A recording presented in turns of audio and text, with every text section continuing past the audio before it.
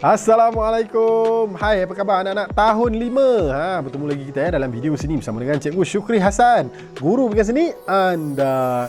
Okey, video kali ni kita nak buat apa? Kita nak menyambung tugasan daripada video yang pertama, nota dan penerangan, ke video yang kedua ni, penghasilan karya. Kita nak buat tembikar pada unit yang kelima, pasu mini. Dalam bidang mengenal kraf tradisional.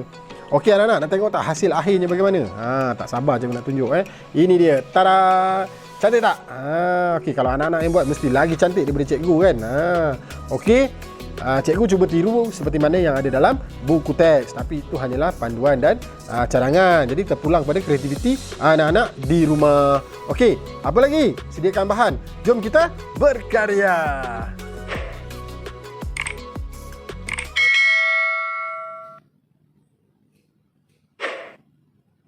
Antara alatan dan bahan untuk menghasilkan tembikar pasu mini, kita ada yang pertama modeling clay. Cikgu tak gunakan paper clay, cikgu ganti dengan modeling clay sebab dia lebih mudah, lebih senang untuk kita dapat.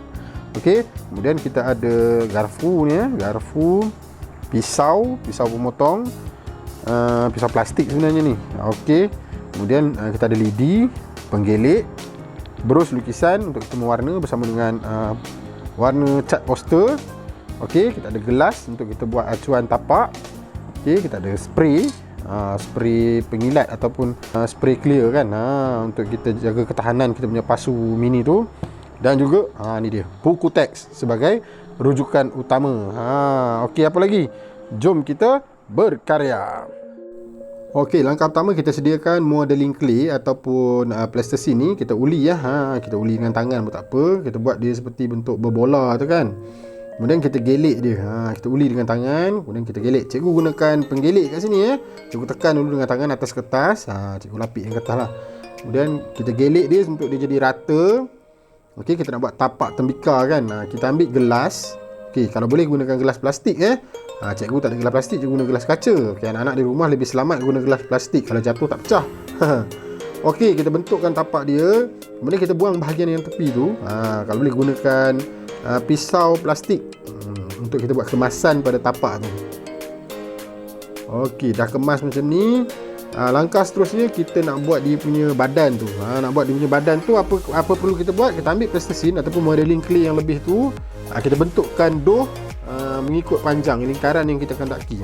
Okey. Kita kena ni lah, kata apa? Kita kena gelik-gelik sikit. Nampak mudah saja. Kita bagi dia panjang. Doh tadi tu kita buat dia bagi panjang kan, mengikut lingkaran berapa panjang kita nak. Okey, kalau tak cukup nanti kita tambah lagi.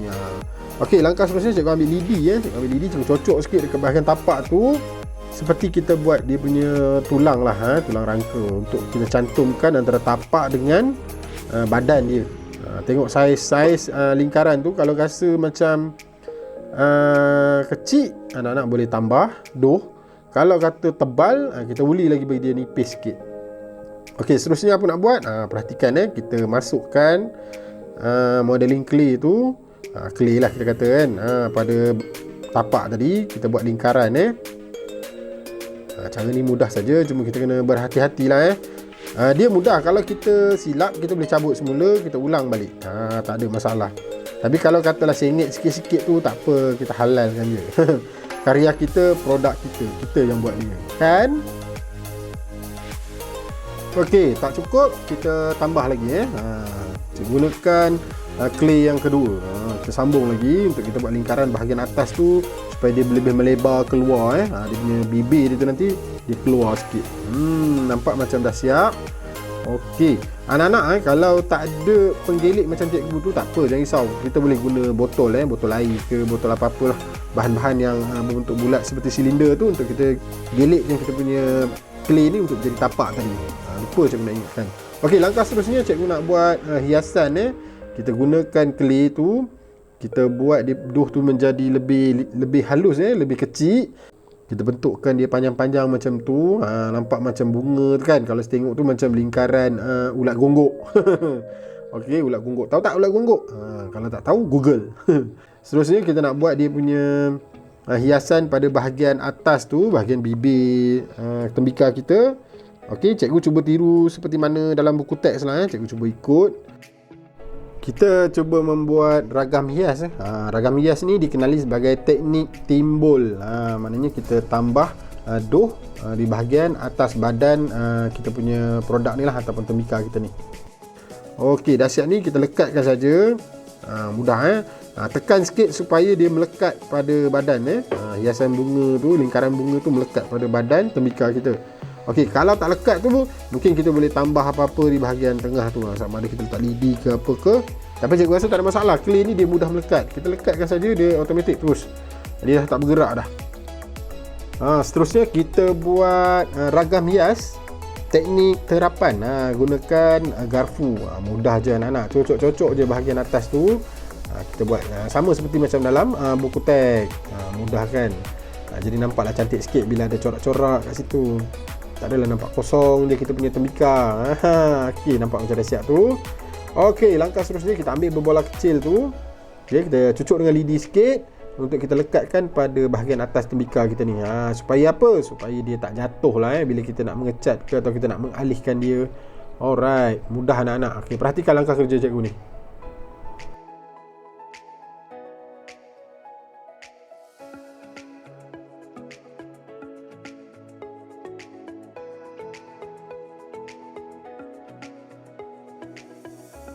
Selesai kita membentuk dan membuat ragam hias pada tembika kita ni, kita pergi pada proses yang berikutnya. Kita nak mewarna. Cikgu gunakan cat poster ataupun poster color.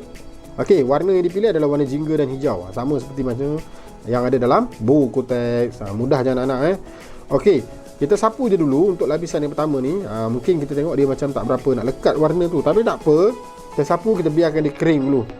Okey, macam cikgu dekat rumah ni, cikgu ada warna lain. Cikgu gunakan akrilik.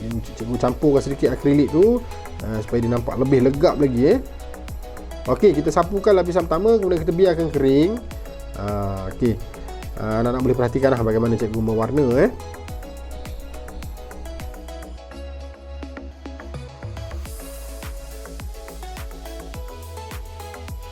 Untuk anak-anak yang menggunakan paper clay, kalau kita guna paper clay, cara dia lain sikit tau. Kita kena gunakan air untuk kita cantumkan bahagian tapak dengan badan dia tu. Kita kena buat gurisan sikit, kemudian kita letak air, baru dia boleh cantum.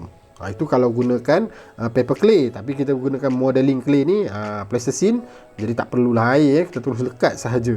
Itu lebih mudah. Sebab tu cikgu memilih gunakan clay ataupun modeling clay ni, plasticine. Satu peringatan daripada cikgu bila nak mewarna ni, tolonglah berhati-hati. Pastikan warna tu tak terpercik, terkena baju dan sebagainya lah. Kalau boleh, pakailah apron ataupun baju t-shirt lama untuk kita lebih selamat. Okey, langkah seterusnya ni nak mewarna pada bahagian ragam hias tu. Kita gunakan warna hijau. Yang pertama ni cikgu cuba gunakan warna hijau yang lebih gelap. Nampak macam tak berapa menarik. Jadi cikgu cuba warna hijau yang lebih cerah, yang kedua ni.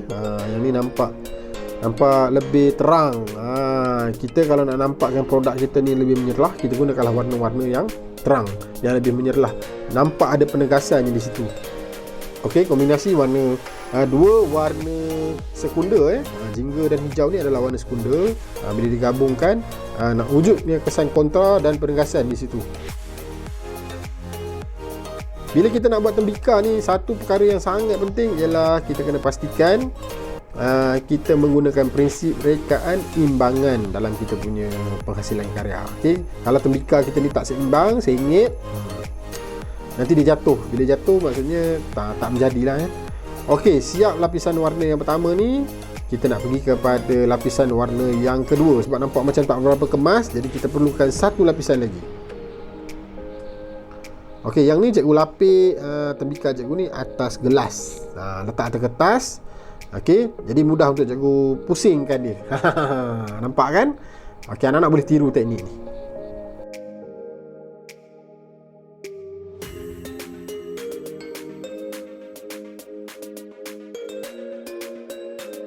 Dah siap mewarna, jangan lupa basuh palette, basuh brush, kemas kita punya alatan mewarna. Langkah berikutnya kita pergi ke ruang yang terbuka di luar rumah kita. Okey, kita ambil spray. Kalau adalah spray cat ni, cat clear kalau ada. Cat ni tujuannya apa? Untuk kita ataupun beri ketahanan kepada kita punya karya tembika ni. Tak adalah dia mudah rosak Kalau ada penyembur pengilat ni kita boleh guna, tapi kalau tak ada cukuplah kita mewarna. Itu pun dah kira okey, dah kira bagus, dah kira siap sebenarnya.